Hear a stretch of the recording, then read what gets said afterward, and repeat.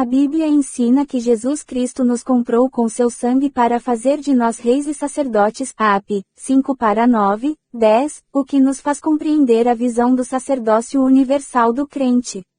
Diferente da ideia pintada pela Igreja em séculos anteriores, não temos duas categorias distintas na Igreja, o clero e os leigos. Todos são sacerdotes e deveriam funcionar como tal. A Bíblia distingue posições de governo dentro da igreja local, mas não limita o sacerdócio a uns poucos cristãos. Todo crente deve funcionar em seu lugar no corpo de Cristo, e todos têm a responsabilidade de ministrar ao Senhor, bem como aos homens, em nome dele. Esta visão tem sido resgatada em nossos dias, e somos gratos a Deus por isso. Contudo, mesmo para aqueles cujo coração já se encontra aberto a esta verdade, ainda vemos muitos com uma dificuldade, a de não enxergarem o sacerdócio do lar como algo fundamental. O sacerdócio começa no lar. Antes de ser sacerdote na igreja, o homem tem que ser sacerdote na sua própria casa. É necessário, portanto, que o bispo seja irrepreensível, esposo de uma só mulher. E que governe bem a própria casa, criando os filhos sob disciplina, com todo o respeito, pois, se alguém não sabe governar a própria casa, como governará a Igreja de Deus? E Timóteo 3:2a, 4 e 5. Não é porque vai governar a igreja que o bispo tem que ter um bom lar, mas justamente o contrário. O homem tem que ser o pastor do seu lar, isto é requisito não só para quem ingressa no ministério de tempo integral, mas é um exemplo de vida cristã. E se a pessoa não cumpre um requisito básico da vida cristã, então não tem autoridade para ser um ministro à frente da igreja. Portanto, o mandamento de ser sacerdote no lar é para todo cristão. E isto envolve uma excelente conduta familiar, que depois será cobrada do líder como exemplo para o restante do rebanho.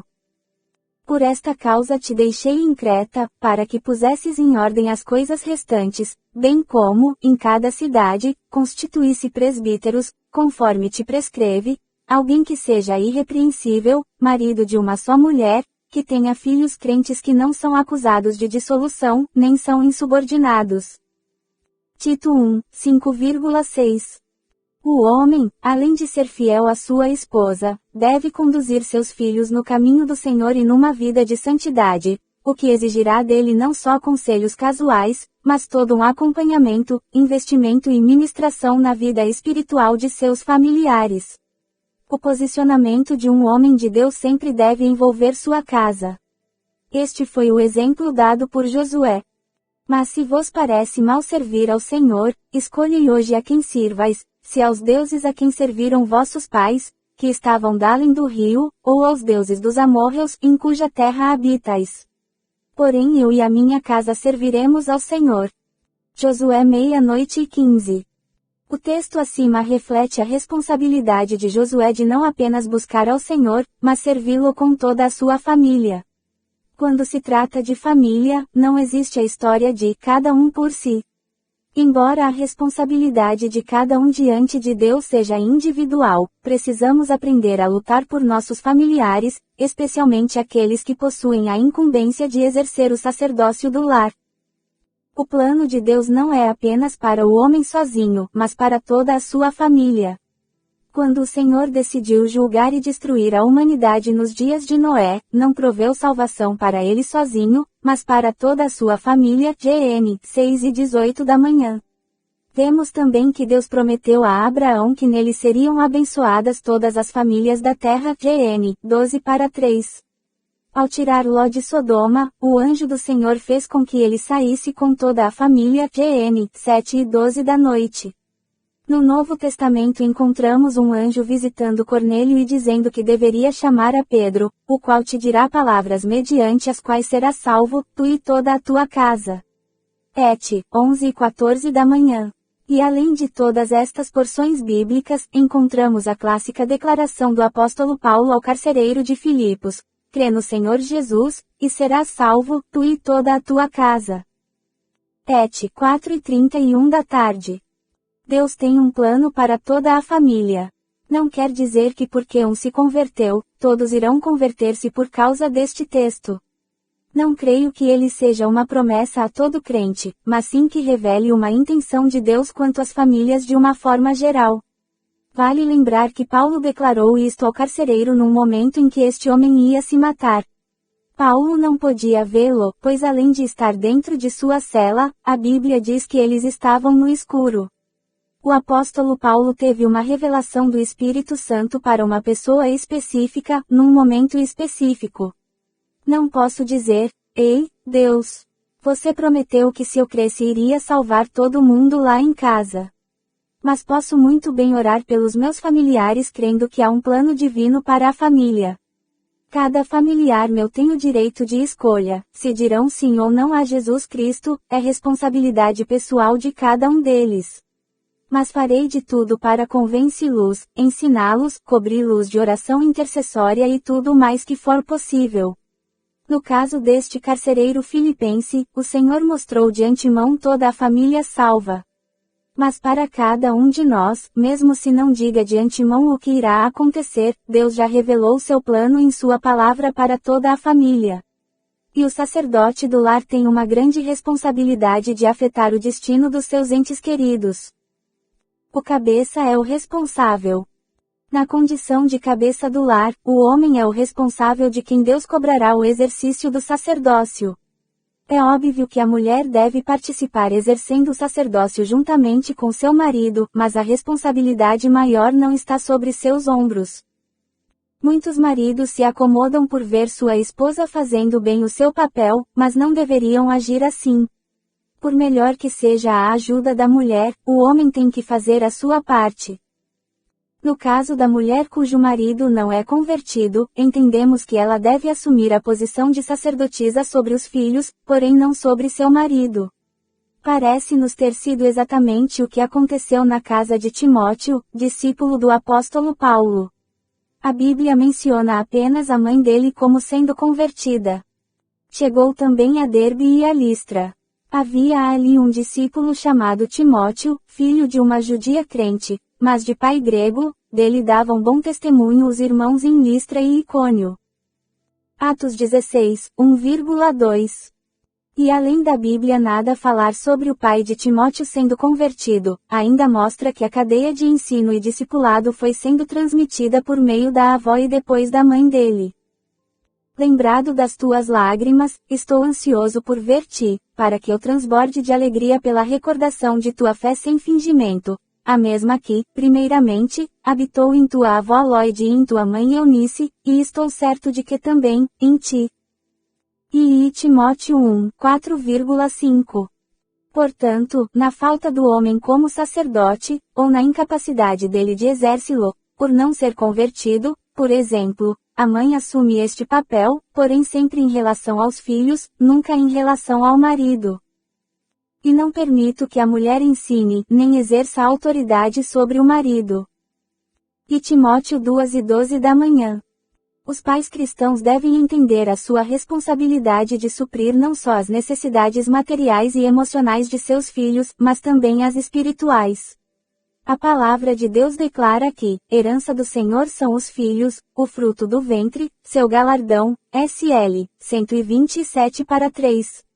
Os filhos não nos pertencem, são propriedade de Deus. Ele apenas nos confiou seus cuidados, e um dia teremos que responder perante Ele por isso. Daremos conta da forma como criamos nossos filhos, e isto deve trazer temor ao nosso coração, especialmente no que diz respeito à formação espiritual deles. Não podemos brincar com isto. Deus está chamando os pais a assumirem um compromisso maior com Ele de ministrar a vida espiritual de seus filhos. É preciso ministrar-lhes o coração. Desde os dias da velha aliança o Senhor já esperava isto. Não te esqueças do dia em que estiveste perante o Senhor, teu Deus, em Horebe, quando o Senhor me disse, reúne este povo, e os farei ouvir as minhas palavras, a fim de que aprenda a temer-me todos os dias que na terra viver e as ensinara aos seus filhos. Deuteronômio 4:10 da manhã. No versículo anterior a este, Deus já havia dito, e as farás saber aos teus filhos e aos filhos de teus filhos, de 4-9. Precisamos ministrar a palavra de Deus aos nossos filhos.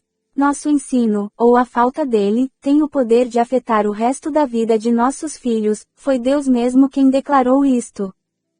Ensina a criança no caminho em que deve andar, ainda quando for velho, não se desviará dele. Provérbios 22:6. Não se trata apenas de dar uma boa educação, mas sim a verdadeira educação. Ensinar-lhes a andar nas veredas da justiça, nos caminhos bíblicos. Isto também é um mandamento claro e expresso da nova aliança. E vós, pais, não provoqueis vossos filhos à ira, mas criai-os na disciplina e admoestação do Senhor. Efésios 6:4. Cobertura de oração. Também vemos na Bíblia que o sacerdote do lar deve cobrir os seus com oração. A palavra de Deus nos mostra que Isaque orava a Deus para que abrisse a madre de Rebeca, sua mulher. E Deus ouviu suas orações. GN 25:21. As Escrituras ainda nos falam acerca de Jó, que periodicamente chamava seus filhos para um culto e sacrificava ao Senhor em favor deles, com medo de terem pecado contra Deus. Jó 1:5. O homem e mulher de Deus precisam ter um coração e uma vida de oração voltados para cobrir e proteger a sua família. Vemos este exemplo na vida de Esdras. Então, apregoei ali um jejum junto ao rio Ahava, para nos humilharmos perante o nosso Deus, para lhe pedirmos jornada feliz para nós, para nossos filhos, e para tudo o que era nosso. Esdras 8:21 da manhã. Em Samuel 30 lemos acerca de Davi e seus homens saindo para a batalha e deixando suas mulheres e crianças desprotegidas em Ziclag. Enquanto eles estavam fora, os amalequitas incendiaram a cidade e levaram suas mulheres e filhos em cativeiro. 3 dias depois, eles chegaram e se desesperaram pelo ocorrido. Finalmente, se fortaleceram no Senhor e foram atrás dos seus, conseguindo resgatá-los. Aprendemos 2 lições aqui. Primeiro, que precisamos proteger os nossos familiares, cobrindo-os em oração e não permanecendo distantes deles. Segundo, que algumas vezes nos tornamos descuidados, e o inimigo pode se aproveitar de nosso descuido. Mas também aprendemos junto que Deus é fiel, e mesmo quando falhamos, sua misericórdia ainda pode nos ajudar a consertar aquilo em que erramos. O sacerdócio envolve proteção. Deus nos mostrou isto em sua palavra desde o início, com o que ordenou a Adão, no jardim do Éden. Tomou, pois, o Senhor Deus ao homem e o colocou no jardim do Éden para o cultivar e guardar. Gênesis 2:15 da manhã. Note que além de cultivar o jardim, o homem deveria também guardá-lo, protege-lo. Mas guardar de quem, se nem mesmo Eva ainda havia sido criada? Penso que Deus já estava indicando a Adão que Satanás, o inimigo de nossas almas, tentaria destruir o que o Senhor estava colocando nas mãos do homem. Se Adão tivesse protegido a Eva, em vigilância, bem como ministrando-lhe sobre a importância da obediência ao Senhor, provavelmente aquilo não teria acontecido. Também nós precisamos guardar e proteger nossas famílias, e isto envolve oração e vigilância, bem como a ministração da palavra de Deus em nossos lares. Muita gente fala da forma maravilhosa como Deus visitou a casa de Cornélio, et. 10, com salvação e enchimento do Espírito Santo. Mas isto não aconteceu de graça. Este homem orava continuamente a Deus. E onde há uma semeadura de oração, sempre haverá uma colheita da manifestação do poder de Deus. Se cobrirmos nossa casa de oração, veremos feitos grandiosos acontecendo em nosso favor, pois o Senhor sempre age num ambiente de muitas orações. Orando juntos. Penso que além de cobrir os familiares com oração, o sacerdote do lar deve proporcionar um ambiente de oração onde os seus não só recebam oração em seu favor, mas também aprendam a orar. Orar juntos, em família, como muitas vezes acontecia também com os irmãos da igreja em seu início. Passados aqueles dias, tendo-nos retirado, prosseguimos viagem, acompanhados por todos, cada um com sua mulher e filhos, até fora da cidade, ajoelhados na praia, oramos. Atos 21:5. Exercer o sacerdócio não é só declarar a palavra de Deus dentro de casa, mas primeiramente vive lá. Porém, além de se dispor a ministrar os filhos, e também um ao outro, o casal cristão deve aprender a prática de orar junto. Não quero dizer orar junto o tempo todo, mas isto deve também acontecer em suas vidas. Quando o casal ora junto, goza de princípios operando em seu favor que orando sozinho não se experimentaria. Ainda vos digo mais, se 2 de vós na terra concordarem acerca de qualquer coisa que pedirem, isso lhes será feito por meu Pai, que está nos céus. Pois onde se acham 2 ou 3 reunidos em meu nome, aí estou eu no meio deles. Mateus 6:19 da tarde, 20. Ao orar junto, o casal aumenta seu poder de fogo contra o inimigo, pois no reino de Deus, quando 2 se unem, o efeito não é de soma, mas de multiplicação. É sinérgico. Moisés cantou acerca deste princípio ao mencionar o que Deus fizera acerca do exército de Israel. Como poderia um só perseguir 1000, e 2 fazer fugir 10.000, se a sua rocha lhes não vendera, e o Senhor não lhes entregara? Deuteronômio 32:30. A Bíblia mostra que deve haver sintonia natural e espiritual entre o casal. Desentendimentos vão roubar deles o poder de unidade nas orações, que por sua vez serão impedidas. Igualmente vós, maridos, vivei com elas com entendimento, dando honra à mulher, como vaso mais frágil, e como sendo elas herdeiras convosco da graça da vida, para que não sejam impedidas as vossas orações. E Pedro 3:7. A correria é um dos maiores inimigos deste tempo de oração que o casal deve ter junto.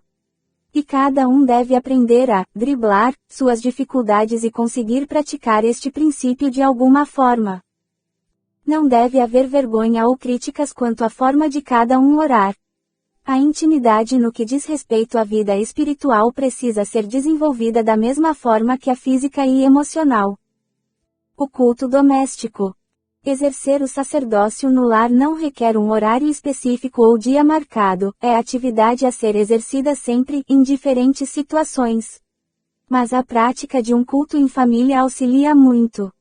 Devemos desenvolver o hábito de cultuar a Deus em família, o que envolve o ir juntos à casa do Senhor, como vemos acontecendo desde os dias do Velho Testamento. Todo o Judá estava em pé diante do Senhor, como também as suas crianças, as suas mulheres e os seus filhos. E Crônicas 8:13 da noite. No mesmo dia, ofereceram grandes sacrifícios e se alegraram, pois Deus os alegrara com grande alegria, também as mulheres e os meninos se alegraram, de modo que o júbilo de Jerusalém se ouviu até de longe. Neemias 12:43. Eucana subia com toda a sua família para adorar ao Senhor, ISM, 1:5.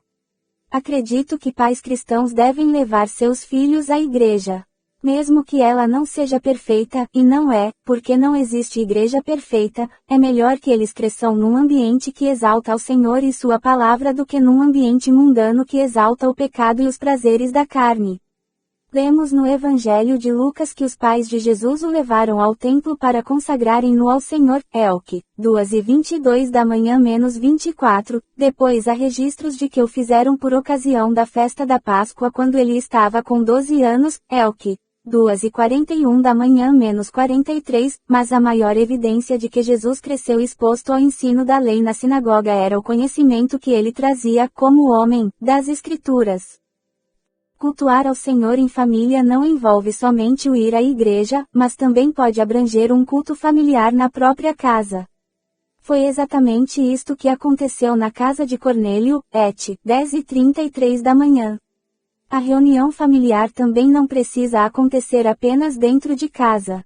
Além dos cultos na igreja, podemos nos reunir em algum outro lugar, e até mesmo com outras famílias, para buscar ao Senhor, 21:5. A negligência trará consequências. Quais as consequências de se negligenciar o sacerdócio em casa? Juízo divino para o sacerdote, além da evidente rebeldia à vida dos filhos. A primeira palavra profética que Samuel proferiu foi contra alguém que ele certamente amava, o sacerdote Eli, que o criava no templo. E o que Deus disse envolvia a casa dele e sua negligência no sacerdócio familiar. Naquele dia, suscitarei contra ele tudo quanto tenho falado com respeito à sua casa, começarei e o cumprirei. Porque já lhe disse que julgarei sua casa para sempre, pela iniquidade que ele bem conhecia, porque seus filhos se fizeram execráveis, e ele não os repreendeu. E Samuel 3:13 da manhã. O Senhor trouxe advertências anteriores, mas Eli não deu ouvidos. Deus está falando de negligência, aqui. Diz que embora conhecesse bem o pecado dos filhos, Eli não os repreendeu. Toda omissão no sacerdócio do lar sempre trará consequências sérias.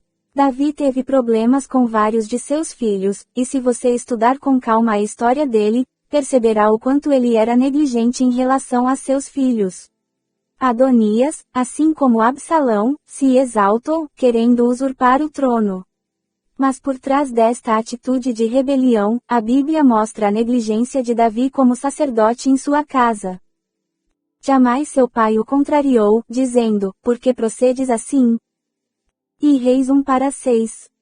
Se não queremos sérios problemas futuros com nossos filhos, muito menos a qualidade do relacionamento deles com Deus comprometidos, então precisamos ser sacerdotes dedicados em ministrar e cobrir suas vidas. Que o Senhor nos ajude a ordenar nossos passos nesta área. A Bíblia